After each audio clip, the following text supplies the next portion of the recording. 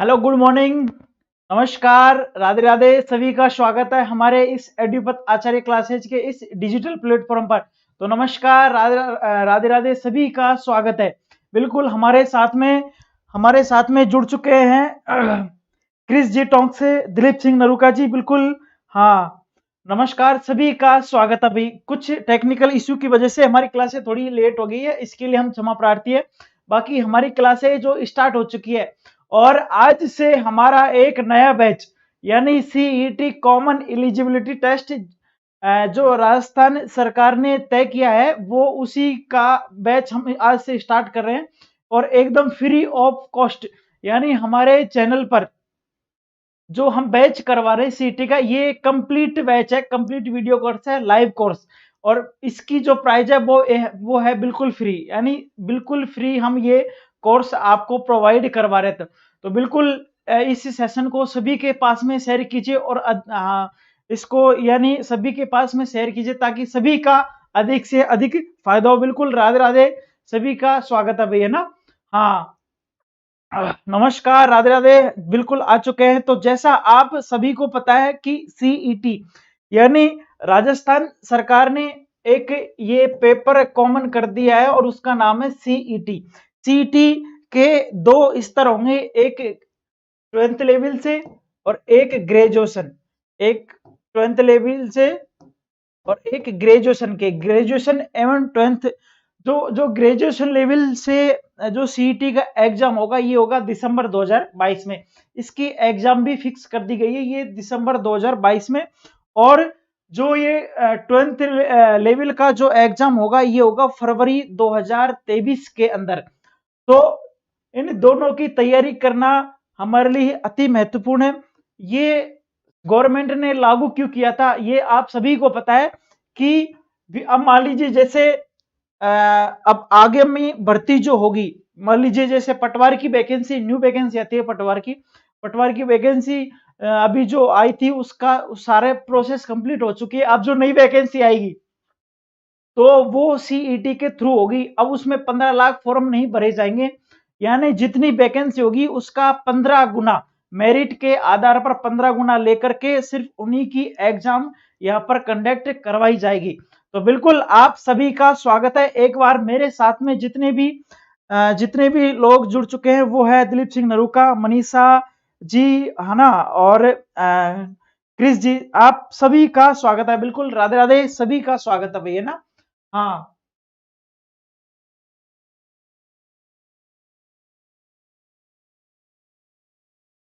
अब हमारे सामने आज हम एक नया टॉपिक, नया सब्जेक्ट स्टार्ट कर रहे हैं, वो है कंप्यूटर।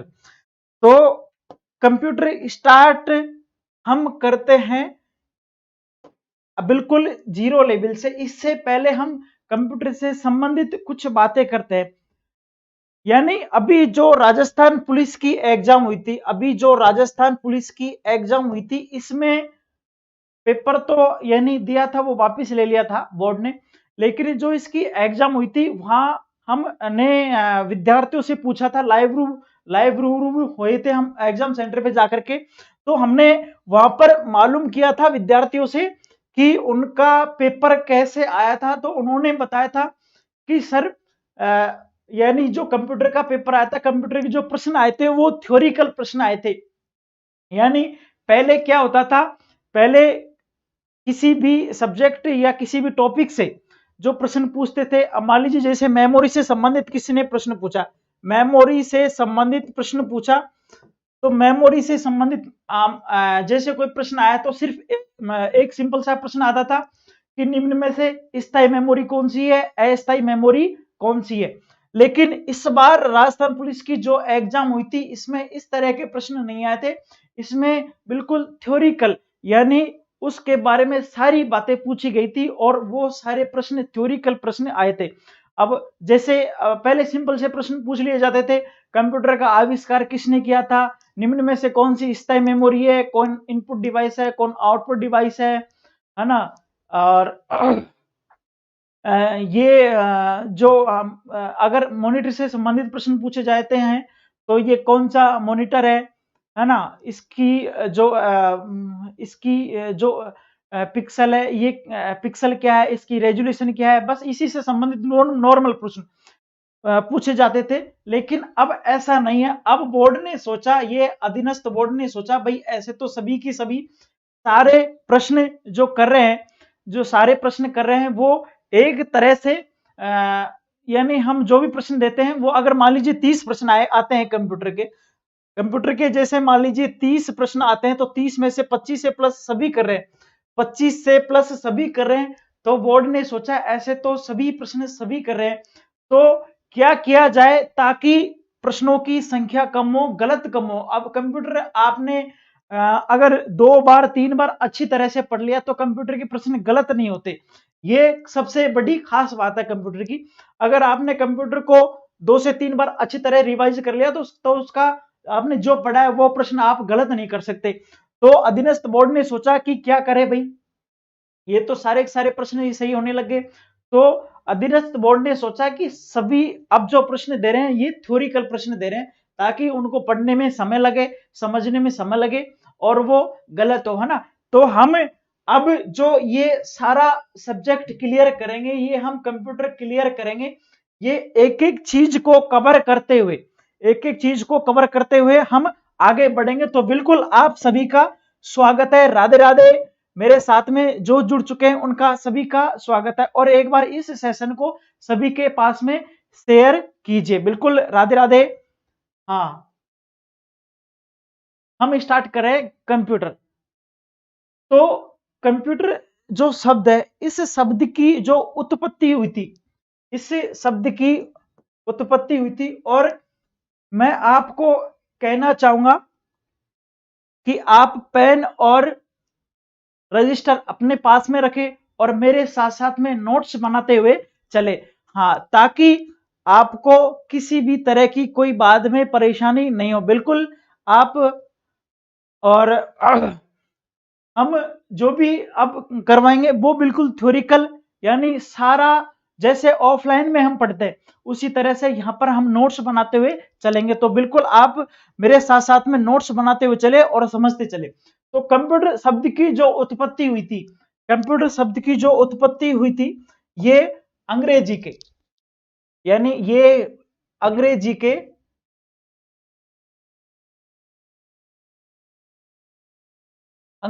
कंप्यूट,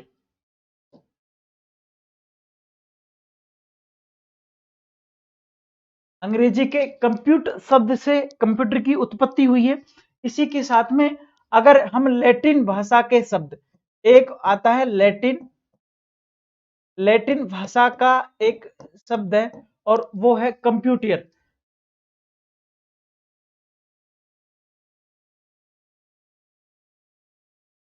कंप्यूटर लैटिन भाषा के कंप्यूटर से, जबकि अंग्रेजी के कंप्यूटर शब्द से कंप्यूटर शब्द की उत्पत्ति हुई है। और इन दोनों का एक जो अर्थ निकलता है वो है, इन दोनों का एक कॉमन अर्थ निकलता है और वो है कि गणना करना या गिनती करना। इन दोनों का जो अर्थ है वो है गणना करना या गिनती करना।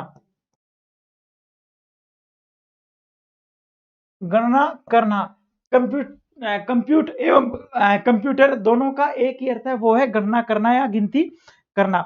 इसी के साथ में आगे हम अगर बात करें तो कंप्यूटर शब्द है, इसको हिंदी में क्या कहा जाता है? कंप्यूटर जो शब्द है इसका हिंदी नाम, कंप्यूटर शब्द है इसका हिंदी नाम क्या है? कंप्यूटर शब्द का जो हिंदी नाम है वो हिंदी नाम क्या है? तो कंप्यूटर को हिंदी में संगणक, कंप्यूटर को हिंदी में संगणक, संगणक के साथ में इसे अभिकलित्र या परिगणक, परिगणक और अभिकलित्र भी कहा जाता है।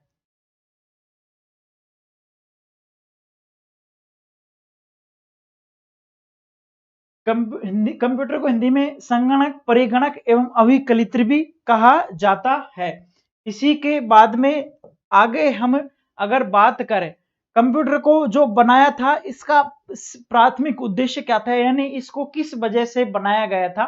तो इसका जो प्राथमिक उद्देश्य है, इसका जो प्राथमिक उद्देश्य है, इसका प्राथमिक उद्देश्य कंप्यूटर को बनाया गया था, इसका प्राथमिक उद्देश्य, इसका जो प्राथमिक उद्देश्य था वो था शीघ्र गणना करना, शीघ्र गणना करना, शीघ्र गणना करना इस कंप्यूटर का प्राथमिक उद्देश्य था। इसको बनाया गया था तो इसका प्राथमिक उद्देश्य क्या था कि हम सिर्फ इसको गणना करने के लिए बना रहे हैं ताकि गणना करने में आसान हो जाए। इसी के बाद में आगे बात आती है कि कंप्यूटर की परिभाषा क्या है, कंप्यूटर को किस नाम से जाना जाता है, कंप्यूटर की परिभाषा क्या है। तो आगे बात आती है वो आया है कंप्यूटर की परिभाषा यानी इसकी डेफिनेशन। इसकी डेफिनेशन क्या है, कंप्यूटर की डेफिनेशन है ना, इसकी परिभाषा से संबंधित हमसे प्रश्न पूछा जाता है कि इसकी परिभाषा क्या है। तो इसकी जो परिभाषा है वो है कंप्यूटर एक इलेक्ट्रॉनिक मशीन है, कंप्यूटर एक इलेक्ट्रॉनिक मशीन है।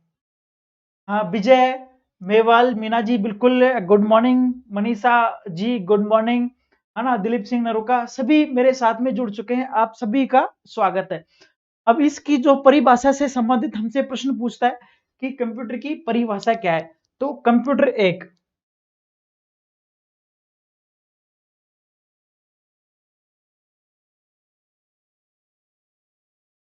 कंप्यूटर एक स्वचालित इलेक्ट्रॉनिक मशीन है। कंप्यूटर एक स्वचालित इलेक्ट्रॉनिक मशीन है।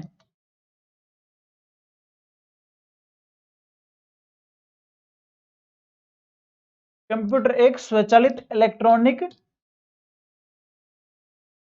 मशीन है जो इनपुट के रूप में,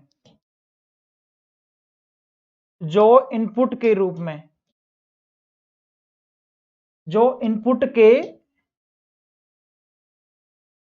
जो इनपुट के रूप में डेटा लेता है, जो इनपुट के रूप में डेटा, ये इसे कहा जाए तो निर्देश,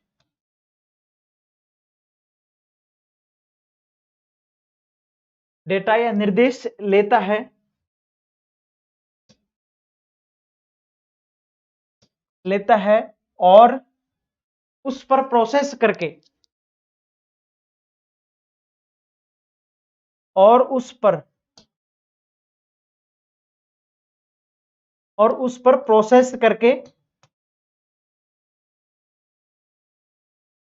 प्रोसेस करके,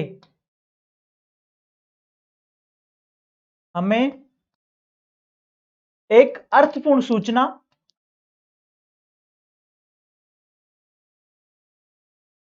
हमें एक अर्थपूर्ण सूचना प्रदान करता है, हमें एक अर्थपूर्ण सूचना प्रदान करता है।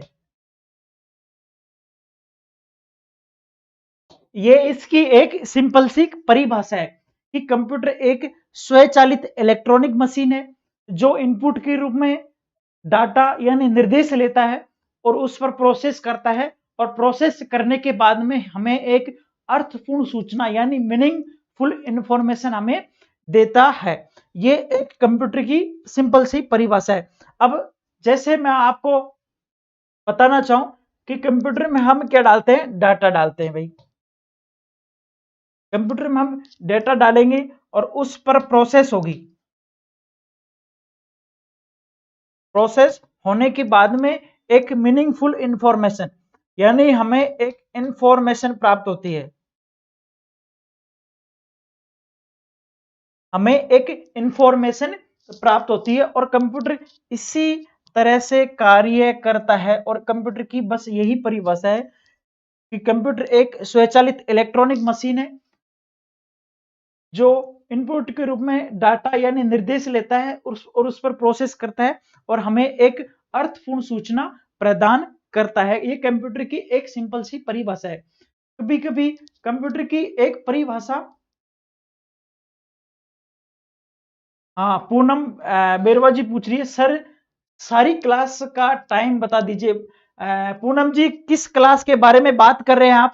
सीईटी की जो सारी क्लासें हैं, सीईटी की सारी क्लासों से संबंधित आप हमारे टेलीग्राम चैनल को ज्वाइन कीजिए और वहां से आपको सारी क्लासों का शेड्यूल ये मालूम चल जाएगा। वहां पर हमने इसका टाइम टेबल है, जो सीईटी का टाइम टेबल है, सीईटी का जो टाइम टेबल है ये हमने वहां पर हमारे टेलीग्राम चैनल है एडुपत आचार्य क्लासेज के नाम से, एडुपत आचार्य क्लासेज के नाम से एक टेलीग्राम चैनल है, उसका आप ज्वाइन कीजिए और वहां पर हमने इसका सारा शेड्यूल वहां पर हमने बता दिया है। और इस आप किसका टाइम पूछ रही है ना? हाँ मोनू जी, गुड मॉर्निंग मानू जी, गुड मॉर्निंग, गुड मॉर्निंग भाई मानू जी, आपका वेलकम है, स्वागत है हमारे इस ऑनलाइन सेशन के अंदर। हाँ और इस एक और परिभाषा, एक परिभाषा तो हमने ये पढ़ ली कि कंप्यूटर एक स्वचालित इलेक्ट्रॉन मशीन है जो इनपुट के रूप में डाटा निर्देश लेता है और उस पर प्रोसेस करने के बाद में हमें एक सूचना प्रदान करता है। और सूचना कौन सी है? एक अर्थपूर्ण सूचना हमें प्रदान करता है। इसी के बाद में कंप्यूटर की एक और परिभाषा है, वो है कि कंप्यूटर एक डेटा प्रोसेसर है। सिंपल सी परिभाषा एक और है इसकी कि कंप्यूटर एक डेटा प्रोसेसर है। कंप्यूटर एक डेटा प्रोसेसर है, या कंप्यूटर को डेटा प्रोसेसर भी कहा जाता है ना, दोनों एक ही बात है। कंप्यूटर एक डेटा प्रोसेसर है, कंप्यूटर एक डेटा प्रोसेसर है, कंप्यूटर एक डेटा प्रोसेसर है ना। कंप्यूटर एक डेटा प्रोसेसर है, यानी कंप्यूटर एक डेटा लेता है, उस पर प्रोसेस करने के बाद में हमें एक इंफॉर्मेशन देता है, तो इसीलिए कंप्यूटर को डेटा प्रोसेसर भी कहा जाता है। और इससे संबंधित कई बार इसकी फुल फॉर्म पूछी गई है ना, इसकी फुल फॉर्म पूछी गई है कि ईडीपी है ना, ईडीपी की फुल फॉर्म क्या है? ईडीपी की फुल फॉर्म क्या है? तो ईडीपी की जो फुल फॉर्म है वो है इलेक्ट्रॉनिक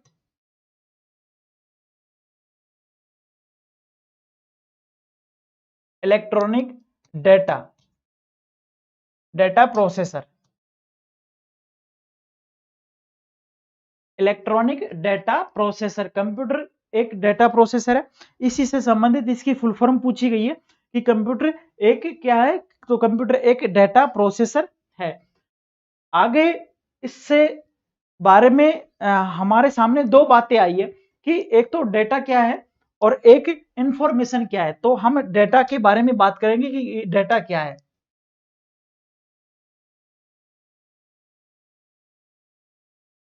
डेटा क्या है, डेटा किसे कहा जाता है? सिंपल सा सवाल यही हमसे डेटा से संबंधित यही पूछेगा कि डेटा क्या है, डेटा किसे कहा जाता है। तो डाटा यानी कच्चे तथ्यों व सूचनाओं का एक अव्यवस्थित संकलन है। ये कच्चे तथ्यों, डाटा कच्चे तथ्यों,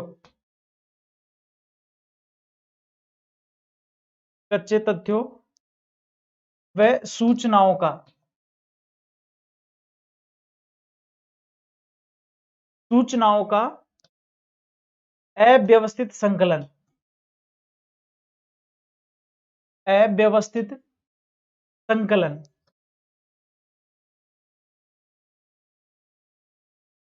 डाटा कच्चे तथ्यों व सूचनाओं का एक अव्यवस्थित संकलन है। अर्थात हम इसे एक सिंपल सी परिभाषा में कहे तो, अर्थात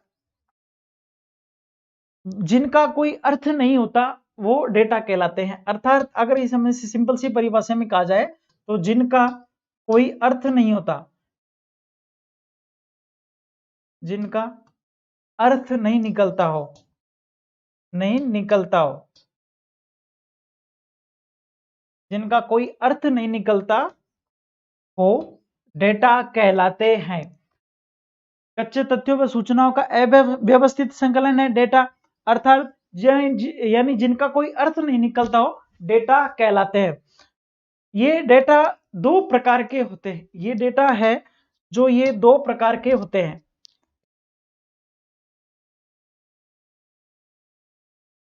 ये दो प्रकार के होते हैं। नंबर एक पर होता है alpha numerical. Alpha numerical,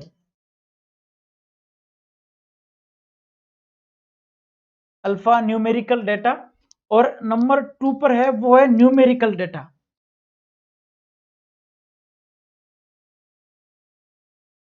alpha numerical data और न्यूमेरिकल डेटा। अल्फा न्यूमेरिकल और न्यूमेरिकल। अल्फा न्यूमेरिकल में क्या क्या आते हैं, जैसे किसी का नाम हो गया, किसी का पता हो गया आदि, ये अल्फा न्यूमेरिकल में आते हैं। मान लीजिए जैसे किसी का नाम है तो वो कौन सा डेटा है, एक अल्फा न्यूमेरिकल। किसी का एड्रेस है तो वो कौन सा डेटा है, एक अल्फा न्यूमेरिकल। न्यूमेरिकल में कौन आते हैं, तो न्यूमेरिकल के अंतर्गत वे डाटा जिस पर गणितीय क्रिया लागू होती हो, वे डाटा जिस पर गणितीय क्रिया लागू होती हो, न्यूमेरिकल डेटा है। अब गणितीय क्रिया किस किस के ऊपर लागू होती है, एग्जाम्पल के तौर पर अगर हम देखें तो सैलरी,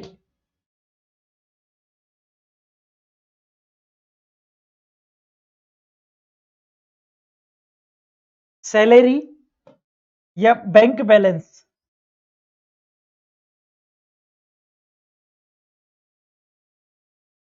सैलरी या बैंक बैलेंस, दोनों के ऊपर गणितीय क्रिया लागू होती है। अब मान लीजिए हमारे गांव में जैसे हमारे किसी परिचित की सर्विस लगी और हम उससे पूछते हैं कि आपको कितनी सैलरी मिलती है, तो वो हमसे एक सिंपल सी परिभाषा में बोलता है कि मुझे कट पिट के इतनी सैलरी मिली है। यानी कट पिट के, अब जैसे आप सेकंड ग्रेड टीचर की जॉब लगोगी या पटवारी की जॉब लगोगे तो आपको कट पिट के लगभग लगभग 22,000, है ना, 22,500 या 22,800 के लगभग सैलरी मिलती है। तो ये क्या है, ये कट पिट की है। यानी इसमें आपका टैक्स कटेगा, इसमें आपका टीडीएस कटेगा, इसमें आपका पीएफ कटेगा, ये सारा कट के बाद में आपको सैलरी मिलती है। तो ये कौन सी सैलरी है, यानी कट पिट के सैलरी है। तो जो सैलरी है ये किस डेटा में आता है, तो ये आता है एक न्यूमेरिकल डेटा के अंतर्गत, न्यूमेरिकल डेटा के अंतर्गत। यहीं से एक डेटा के बारे में पूछता है और पूछता है इंफॉर्मेशन के बारे में कि इंफॉर्मेशन किसे कहा जाता है। इंफॉर्मेशन, इंफॉर्मेशन, और इंफॉर्मेशन को अगर हिंदी में कहे तो इसे कहते हैं सूचना,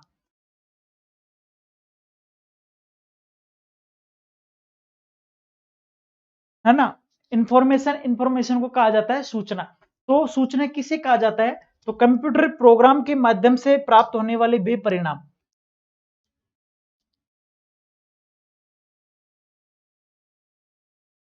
कंप्यूटर प्रोग्राम के माध्यम से,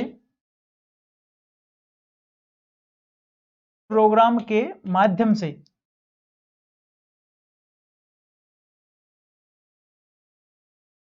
माध्यम से प्राप्त होने वाले वे परिणाम, प्राप्त होने वाले, होने वाले,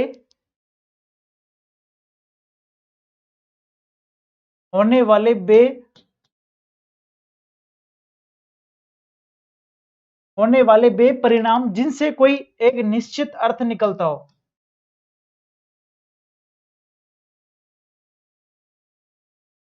जिनसे कोई निश्चित अर्थ निकलता हो,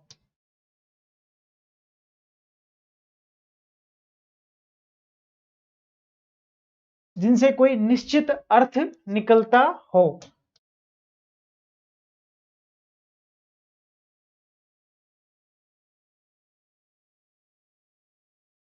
जिनसे कोई निश्चित अर्थ निकलता हो, वो क्या कहलाती है, इंफॉर्मेशन यानी सूचना कहलाती है। कंप्यूटर प्रोग्राम के माध्यम से, यानी कंप्यूटर में हमने डेटा डाला, डेटा डालने के बाद में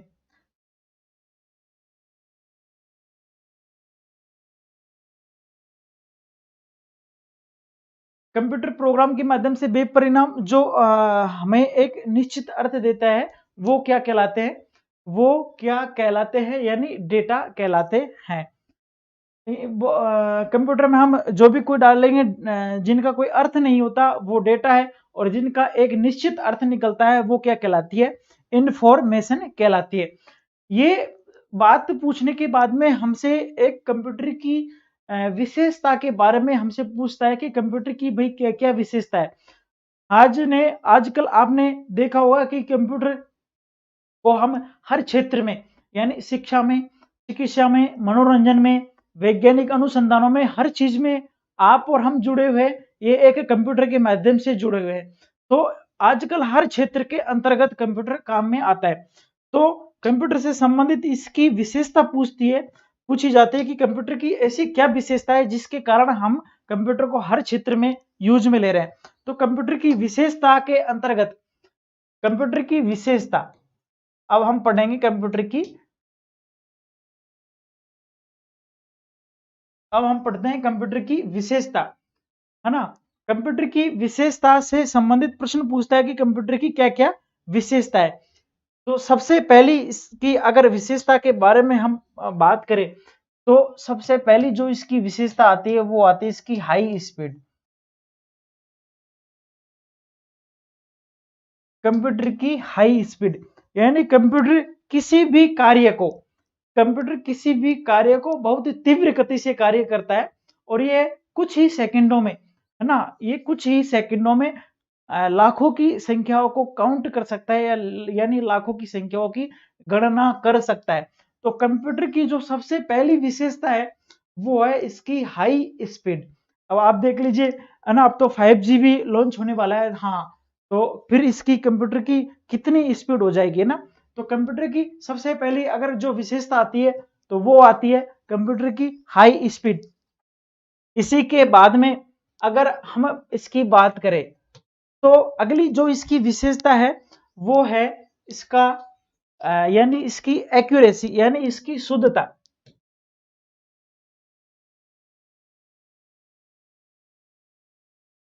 कंप्यूटर किसी भी कार्य को करने के लिए, है ना, कंप्यूटर किसी भी कार्य को करने का जो इसका तरीका है, यानी इसकी कार्य प्रणाली है, ये एकदम 100% शुद्धता के साथ में कंप्यूटर कार्य करता है। कंप्यूटर 100% शुद्धता के साथ में कार्य करता है। कैसे करता है, मान लीजिए हम एटीएम में जाते हैं, भाई एटीएम कौन सा कंप्यूटर है, ये एक कंप्यूटर है, एटीएम एक कंप्यूटर है ना। कौन सा कंप्यूटर है इसके बारे में हम आगे पढ़ेंगे। कंप्यूटर के टाइप के बारे में, कंप्यूटर के प्रकार के बारे में जब हमारा टॉपिक आएगा तब हम पढ़ेंगे कि ये एटीएम में ये कौन सा है। लेकिन आप अभी बस ये देखो कि जो एटीएम है, एटीएम में हम निकालने जा रहे हैं, हमको चाहिए भाई, अरे भाई हम तो बस 10,500 रुपए हम निकालने जा रहे हैं, ओनली 10,500 रुपए। 10,500 रुपए हमने जैसे ही हमारा एटीएम लगाया, हमने पिन दर्ज किया और हमने अमाउंट ये डाला 10,500। तो कभी कभी आपको ये भी हुआ है क्या कि 10,500 की जगह इसने गलती से 11,000 दे दिए हो, ऐसा हुआ है क्या कभी? कभी ऐसा हुआ है क्या? बिल्कुल नहीं गुरुजी, बिल्कुल नहीं सर, कभी ऐसा 11,000 तो जिंदगी में नहीं आएगा। कभी कभी ऐसा होता है कि ये 10,500 यही अटक जाते हैं। इसमें एटीएम में 10,500 अटक जाते हैं और हमारे खाते से भी विड्रॉल हो जाते हैं, जबकि हमारे पास में निकलते नहीं है ये 10,500। तो हमारे पास में जो भी कोई गलती होती है ये हमारी गलती की वजह से होती है।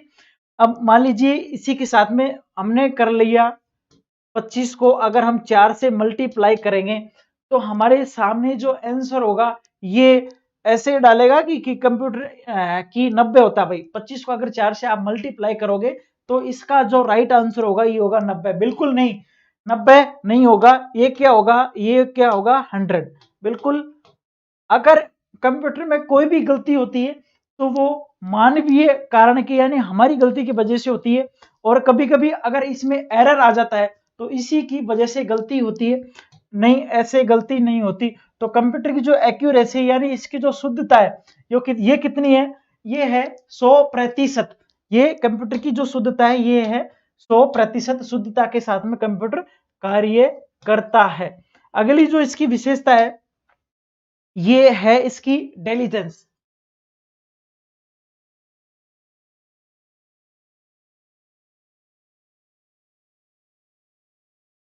डेलीजेंस यानी इसकी कर्मठता।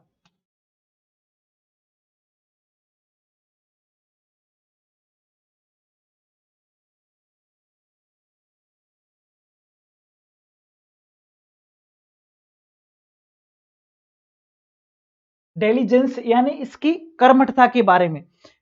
कंप्यूटर को हम अगर हमने सुबह मॉर्निंग में स्टार्ट कर लिया तो कंप्यूटर को हम जब चाहे तब बंद कर सकते हैं, अन्यथा ये कंप्यूटर निरंतर कई समय, कई घंटों, कई दिनों तक कार्य करता रहता है। और हम अब हमारे यानी हमारी जो सैटेलाइट है, हमारी सैटेलाइट क्या उसने काम करना बंद कर दिया है क्या?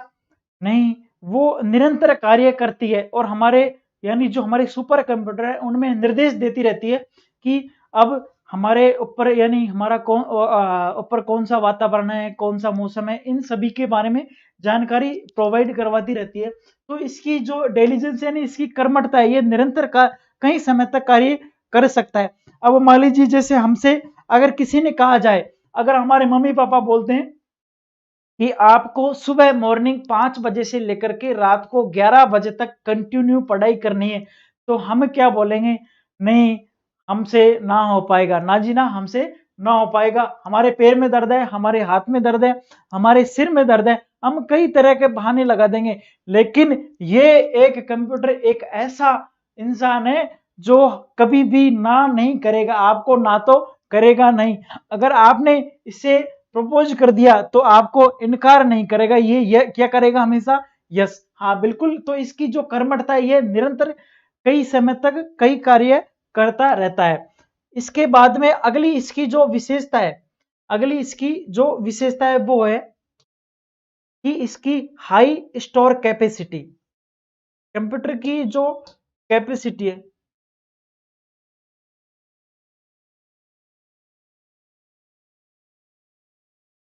हाई स्टोर कैपेसिटी यानी कंप्यूटर में जो डाटा संग्रहण करने की क्षमता है, यानी ये मेमोरी बहुत अधिक मेमोरी वाला कंप्यूटर। अब हमारे सामने देखो हार्ड डिस्क आ गया। हार्ड डिस्क यानी 17 GB तक का डाटा स्टोर कर सकती है। अब तो इससे भी बड़ी बड़ी सारी आ गई है ना।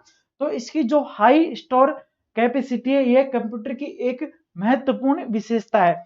इसी के बाद में अगर इसकी जो अगली विशेषता के बारे में हम बात करें तो इसकी जो अगली विशेषता आता है इसका ऑटोमेशन। ऑटोमेशन यानी स्वचालन।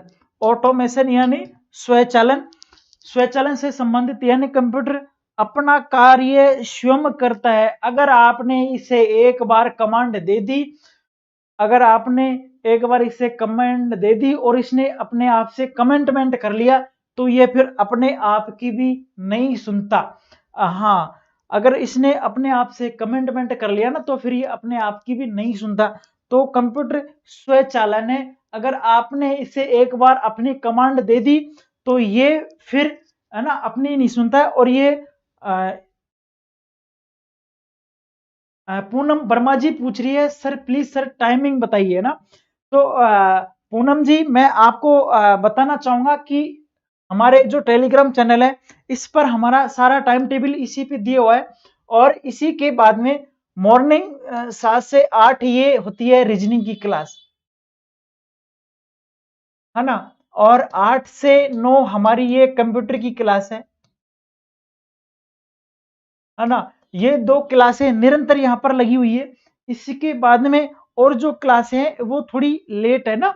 हाँ, वो थोड़ी लेट है और मैं आपको बता दूं कि उनका सही टाइम क्या है प्लीज सर, है ना। विंदास काला सुहा, राम राम सर, राम राम भाई, है ना, स्वागत है आपका।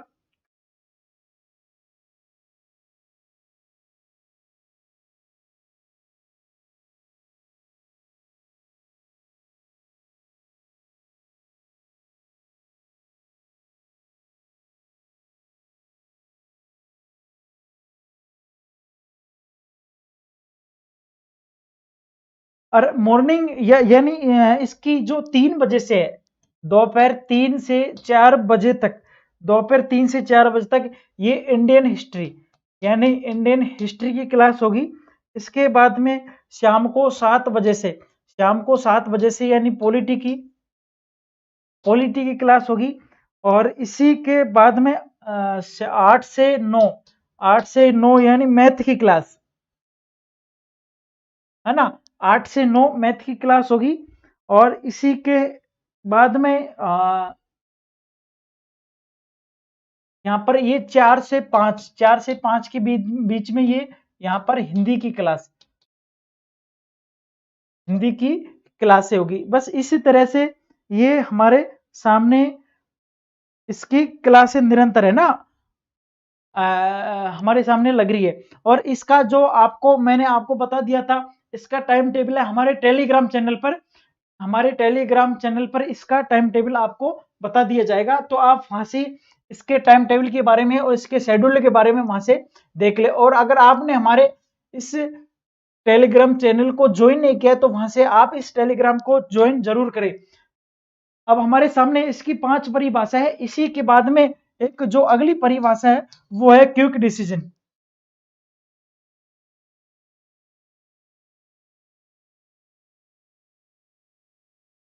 क्विक डिसीजन यानी शीघ्र निर्णय लेने की क्षमता किसके पास में है? कंप्यूटर के पास में। कंप्यूटर शीघ्र निर्णय ले सकता है यानी तुरंत डिसीजन ले सकता है, क्या करना है क्या नहीं करना है ये तुरंत बता देता है। अब हमारे यानी ऊपर सैटेलाइट लग रही है, अब अचानक अगर तूफान आने वाला है, चक्रवर्ती तूफान या मानसूनी तूफान या बरसात होगी या नहीं होगी, तो वहां से तुरंत निर्देश दे देता है कि बरसात होगी या नहीं होगी, है ना। तो इसके निर्देश हमें दे देता है। तो ये एक इसका क्विक डिसीजन है, तुरंत निर्णय लेने की क्षमता है। इसी से संबंधित पटवार के अभी जो पटवारी का एग्जाम हुआ था, यानी पटवारी का एग्जाम सितंबर या इसमें 2021 में जो पटवार का एग्जाम हुआ था, पटवार का एग्जाम हुआ था 23 तारीख को, है ना। 23 तारीख का जो फर्स्ट पारी का पेपर था उसमें इसी से संबंधित, इसकी विशेषता से संबंधित प्रश्न पूछा गया था कि कंप्यूटर की क्या विशेषता है। तो कंप्यूटर की कितनी विशेषता है? High speed. कंप्यूटर किसी भी कार्य को करने के लिए बहुत तीव्र गति से कार्य करता है। अगली इसकी विशेषता है जो इसको इंपॉर्टेंट बनाती है वो है इसकी एक्यूरेसी, यानी कंप्यूटर किसी भी कार्य को करने के लिए बहुत शुद्धता के साथ में कार्य करता है। और ये इसकी जो एक्यूरेसी यानी 100% है, ये गलती नहीं करता। जो भी गलती होगी ये हमारी वजह से होगी या एरर की वजह से गलती होगी, ये कोई गलती नहीं करता, वो भी नगण्य यानी कभी कभार, है ना। अगली बात आती है इसकी डेलीजेंस, यानी हाँ डेलीजेंस यानी कर्मठता। कंप्यूटर किसी भी कार्य को निरंतर कर सकता है, कई समय तक, कई घंटों तक कर सकता है बिना थके, एक ही स्पीड से। ऐसे नहीं कि अभी तो बहुत तेज गति से कार्य करेगा, थोड़ी देर बाद में फिर धीरे कार्य करेगा, नहीं, बिल्कुल नहीं, है ना। ये निरंतर एक ही स्पीड से कार्य करता है। हाई स्टोर कैपेसिटी यानी कंप्यूटर किसी भी डाटा को, अब मान लीजिए जैसे हमने फोटो ली है ना, हमने जैसे फोटो ली या कोई वीडियो है, फोटो ली या कोई वीडियो है, हमने उसको हमारे मोबाइल में वीडियो बनाया, फोटो ली और हमने उसको सेव कर लिया, वो हमारी मेमोरी में सेव हो जाता है। सेव होने के बाद में अगर हम उसको जब तक डिलीट नहीं करेंगे तब तक वो हमारी मेमोरी के अंतर्गत सेव रहता है। और अब जैसे मान लीजिए गूगल आईडी पे हमने सेव कर लिया तो वो डिलीट ही नहीं होगा जब तक हम डिलीट नहीं करेंगे। तो इसकी हाई स्टोर कैपेसिटी इसकी एक अलग विशेषता है, इसको कंप्यूटर को एक अलग बनाती है। ऑटोमेशन यानी कंप्यूटर खुद चलता है, अगर आपने एक बार कमांड दे दी तो ये बार बार में इसको कमांड देने की जरूरत नहीं है, ये कंप्यूटर खुद ही अपना कार्य करता रहता है। अगली है इसकी क्विक डिसीजन यानी इसकी तुरंत निर्णय लेने की क्षमता। कंप्यूटर में अगर वायरस आ रहा है या कंप्यूटर को हैक कर रहा है, कंप्यूटर से संबंधित कोई भी बात है तो ये हमें बता देता है यानी तुरंत निर्णय लेता है। अब मान लीजिए जैसे हमारे बॉर्डर पर सारे कंप्यूटर लगे हुए हैं, सैटेलाइट लगी हुई है ना। और राफेल है ना, मिराज, सब कुछ, MiG-20 सब कुछ वहां पर लगे हुए हैं। और जैसे कोई भारी आक्रमण होता है तो भारी आक्रमण होने जैसे अगर कुछ कुछ भी घटना होती है, कुछ भी अगर हमें दिखाई देता है तो तुरंत तुरंत ये निर्णय ले लेता है कि वहां से कुछ मिसाइल आ रही है, कुछ आ रहा है, तो हमारे यहाँ से जो हमारी जो डिफेंस है, हमारी जो आर्मी है या हमारी नेवी है या हमारी एयरफोर्स है, ये तुरंत निर्णय लेती है और यहाँ से मिसाइल लाके उसे लॉन्च यानी उसे डिस्ट्रीब्यूट कर दिया, यानी ये तुरंत निर्णय लेता है। तो आपको बस इतना ध्यान रखना है कि कंप्यूटर की क्विक डिसीजन है, तुरंत निर्णय लेने की क्षमता, ये भी एक कंप्यूटर की विशेषता है। अगली बात हम अगर करें कंप्यूटर, तो कंप्यूटर की अगली बात आती है कि कंप्यूटर का जो उपयोग है, किन किन क्षेत्रों में कंप्यूटर का उपयोग होता है। ये एक अति महत्वपूर्ण प्रश्न है कि कंप्यूटर का जो उपयोग होता है, कंप्यूटर का जो उपयोग होता है ये किन किन क्षेत्रों में होता है। कंप्यूटर का जो उपयोग होता है, ये कंप्यूटर का उपयोग आजकल हम देख रहे हैं सबसे पहले शिक्षा में। कंप्यूटर का जो उपयोग होता है शिक्षा में, शिक्षा के साथ साथ में कंप्यूटर का उपयोग होता है ये चिकित्सा,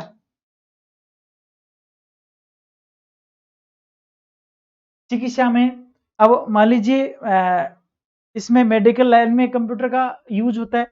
इसके साथ में मनोरंजन में, अरे हम कभी कभी बोर हो जाते हैं, कभी कभी अगर हम बोर हो जाते हैं ना, तो हम यूट्यूब चलाते हैं, इंस्टा चलाते हैं। मनोरंजन में, मनोरंजन के साथ साथ में वैज्ञानिक अनुसंधानों में,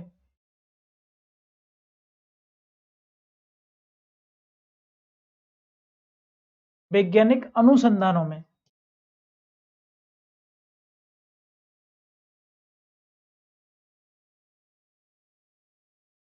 वैज्ञानिक अनुसंधानों में आदि, यानी हर क्षेत्र, ऐसा कोई क्षेत्र नहीं है जहां पर कंप्यूटर का यूज नहीं होता। ये शिक्षा में काम आ रहा है, चिकित्सा में काम आ रहा है, मनोरंजन में काम आ रहा है, वैज्ञानिक अनुसंधानों में काम आ रहा है, हर क्षेत्र में काम आ रहा है हमारा कंप्यूटर।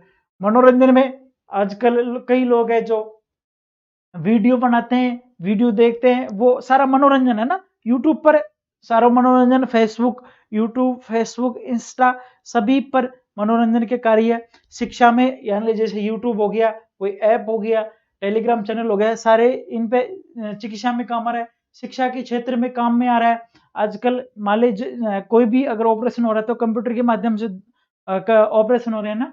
और वैज्ञानिक अनुसंधानों में किसी अगर मिसाइल को लॉन्च करनी है तो हम एक कंप्यूटर के माध्यम से उसे लॉन्च करेंगे, ऐसे नहीं कि वहां जाएंगे उसमें है ना आग लगाएंगे फिर उसे लॉन्च करेंगे ना, बिल्कुल ऐसा नहीं है।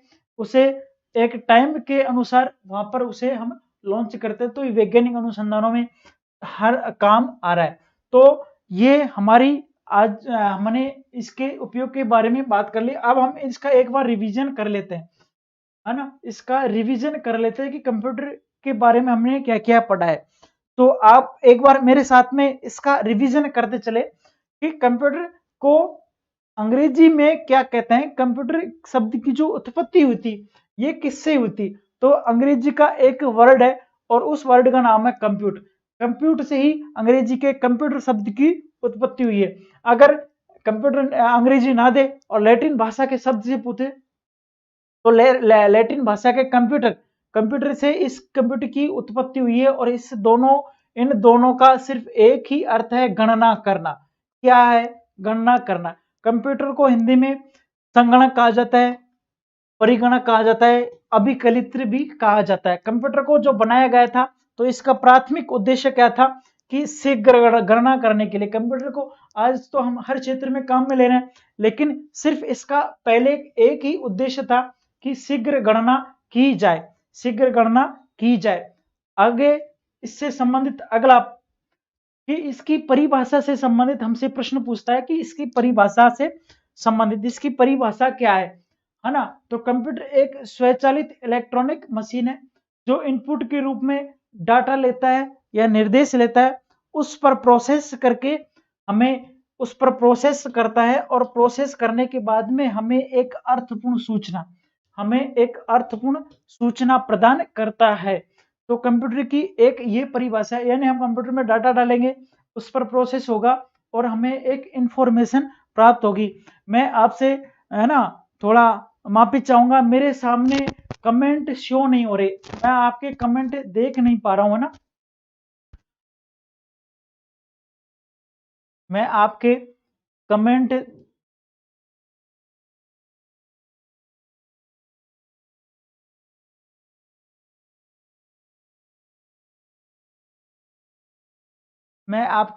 कमेंट नहीं देख पा रहा हूं, है ना।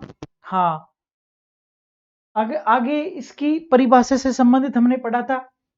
आगे हमने पढ़ा था कि कंप्यूटर की एक अन्य परिभाषा है, और कंप्यूटर को एक डेटा प्रोसेसर भी कहा जाता है कि यह कंप्यूटर एक डेटा प्रोसेसर है ना। कंप्यूटर एक डेटा प्रोसेसर है, और डेटा प्रोसेसर से संबंधित एक इसकी फुल फॉर्म है, वो है इलेक्ट्रॉनिक डेटा प्रोसेसर, ईडीपी। कई बार हमसे पूछा गया है कि ईडीपी क्या है, तो ईडीपी यानी इलेक्ट्रॉनिक डेटा प्रोसेसर। कंप्यूटर कौन सी मशीन है? इलेक्ट्रॉनिक मशीन है। कंप्यूटर कौन सी मशीन है भाई? एक इलेक्ट्रॉनिक मशीन है, और ये डाटा को प्रोसेस करता है, इसीलिए कंप्यूटर को क्या कहा गया है भाई? डेटा प्रोसेसर कहा गया है। डाटा क्या है? तो डाटा कच्चे तथ्यों व सूचनाओं का अव्यवस्थित संकलन है। डाटा कच्चे तथ्यों व सूचनाओं का एक अव्यवस्थित संकलन है। अर्थात अगर हम इसे सिंपल सी भाषा में कहे तो जिनका कोई अर्थ नहीं निकलता, या वो क्या है? Data. Data is always meaningless, यानी इनका हमेशा मीनिंग नहीं होता, ये मीनिंगलेस होते हैं। तो ये कौन है? डाटा। ये दो प्रकार होते हैं, एक अल्फा न्यूमेरिकल और एक न्यूमेरिकल। अल्फा न्यूमेरिकल में नाम पता आदि आते हैं। न्यूमेरिकल में यानी वे जिस पर गणितीय क्रिया लागू होती हो, आपको बस इतना ध्यान में रखना है, वे जिस पर गणितीय क्रिया लागू होती हो वे क्या है? सारे एक न्यूमेरिकल डाटा है, जैसे सैलरी, बैंक बैलेंस आदि। और हाँ, सैलरी, बैंक बैलेंस आदि ये क्या है भाई? एक न्यूमेरिकल डाटा है। आगे अगर हम बात करें इंफॉर्मेशन क्या है, तो कंप्यूटर यानी हमने जैसे डाटा डाला, डाटा डालने के बाद में प्रोसेस हुआ, और प्रोसेस होने के बाद में हमें जो एक सूचना प्राप्त होती है, हमें एक अर्थपूर्ण सूचना प्राप्त होती है, वो क्या है? इंफॉर्मेशन। तो बस इसी की परिभाषा ये हमारे सामने है कि कंप्यूटर प्रोग्राम के माध्यम से प्राप्त होने वाले वे परिणाम जिसका कोई निश्चित अर्थ निकलता हो, यानी जिसका कोई एक अर्थ हो, वो क्या है? सारी इंफॉर्मेशन है। वो क्या है भाई? इंफॉर्मेशन है। हाँ, वो क्या है? सारी इंफॉर्मेशन है। आगे हमने बात करी थी कि कंप्यूटर की क्या क्या विशेषता है। तो कंप्यूटर की जो विशेषता है वो है, कंप्यूटर की सबसे पहली विशेषता है कंप्यूटर की हाई स्पीड, इसके बाद में एक्यूरेसी, इसके बाद में डेलीजेंस, इसके बाद में हाई स्टोर कैपेसिटी, ऑटोमेशन या क्विक डिसीजन। इसकी ये लगभग ये विशेषता है। आगे हमने बात करी थी कि कंप्यूटर का यूज कहाँ कहाँ होता है। तो कंप्यूटर का जो यूज होता है वो होता है शिक्षा में, चिकित्सा में, मनोरंजन में, वैज्ञानिक अनुसंधानों में इत्यादि में, हर जगह कंप्यूटर का यूज होता है। हाँ, अब हम आगे बात करेंगे कंप्यूटर की परिभाषा क्या है। कंप्यूटर की क्या इसकी परिभाषा से संबंधित, इसकी विशेषता से संबंधित हमने इसका बेसिक इंट्रोडक्शन पढ़ा। अब हम आगे पढ़ेंगे कि कंप्यूटर कंप्यूटर की जो इसकी पीढ़ी है, इसका इतिहास, यानी कंप्यूटर का जो इतिहास हुआ था, कंप्यूटर का जो इतिहास यानी इसका विकास क्या है, इसका डेवलप कैसे हुआ था, इसके बारे में, इसका इतिहास के बारे में, है ना, इसके इतिहास के बारे में हम आगे पढ़ेंगे, और वो पढ़ेंगे हम अगली क्लास में, है ना। अगली क्लास में पढ़ेंगे। आपको ये हमारा सेशन कैसा लगा, ये एक बार हमारे कमेंट बॉक्स में आप कमेंट जरूर करें। और मैं आपसे माफी चाहूंगा, मेरे सामने कमेंट शो नहीं हो रहे, मैं आपके कमेंट देख नहीं पा रहा हूँ ना, तो इसके लिए मैं क्षमा प्रार्थी हूँ। और आज हमारा बस सेशन हम यहाँ तक ही कंप्लीट करेंगे, और हम अगली जो क्लास होगी हमारी कल नेक्स्ट क्लास, यानी हमारी जो क्लास होगी यह डेली 8 से 9 हमारी डेली क्लास होगी। 7 से 8 है ये हमारी रीजनिंग की क्लास है, 8 से 9 हमारी कंप्यूटर की क्लास है। तो आप इस कंप्यूटर क्लास को लेना ना भूले। सीईटी में एक ये रामबाण साबित होगी, है ना, सीईटी में रामबाण साबित होगी। और आज अब जो आगामी भर्तियां है ये सारी सीईटी के माध्यम से होगी। सीईटी जो कंडक्ट करवाएगी ये अधीनस्थ बोर्ड के माध्यम से। जितनी भी वैकेंसी अधीनस्थ बोर्ड जितनी भी वैकेंसी करवाएगा उसमें सब में सीईटी लागू होगा। और ये वैकेंसी के 15 गुना लोगों को पास करेगी और 15 गुना लोगों के ऊपर ही एग्जाम होगी। ये नहीं होगी कि पटवारी की वैकेंसी निकली है 4000 और उसमें अभ्यर्थी जो एग्जाम देने जा रहे हैं ये जा रहे हैं 15 लाख 16 लाख 20 लाख। नहीं, बिल्कुल नहीं, ऐसा नहीं होगा। अब इसकी एक मेरिट तय होगी, मेरिट तय होने के बाद में उसका 15 गुना के आधार पर उन ही लोगों की उसकी करवाएगी एग्जाम। अब भीड़ भाड़ का कोई काम नहीं है ना। तो बिल्कुल सीईटी के लिए हमें हमारी जो अब क्लास है दिसंबर में सीईटी का एग्जाम होने वाला है और फरवरी 2023 में ग्रेजुएशन लेवल का ये होगा दिसंबर में। इसकी दो लेवल है, एक ग्रेजुएशन लेवल और एक 12th लेवल। तो 12th लेवल का ये होगा यानी फरवरी 2023 में। ग्रेजुएशन लेवल का ये सारे हो गए इसमें दिसंबर 2022 के अंतर्गत। अब हमारे सामने एक जूनियर अकाउंटेंट की वैकेंसी ना, जूनियर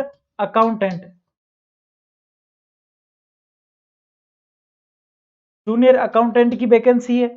इसके बाद में राजस्थान पुलिस की वैकेंसी आने वाली है, एलडीसी की वैकेंसी आने वाली है ना, महिला पर्यवेक्षक की वैकेंसी आने वाली है ना। तो इन सभी के लिए कंप्यूटर व अन्य सभी टॉपिक अति महत्वपूर्ण है। तो आप इन सभी को हमारी इस ऑनलाइन सेशन से, हमारी इस ऑनलाइन क्लासेस से आप क्लास ले और बिल्कुल आपको एक निश्चित सफलता हमारे यहाँ से मिलेगी।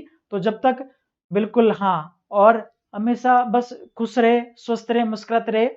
और आज हम हमारे सेशन को बस यही समाप्त करते हैं। जब तक जय हिंद, जय भारत, राधे राधे सभी को, जय हर हर महादेव। आज सोमवार है, बस हर हर महादेव, है ना, सभी को राधे राधे।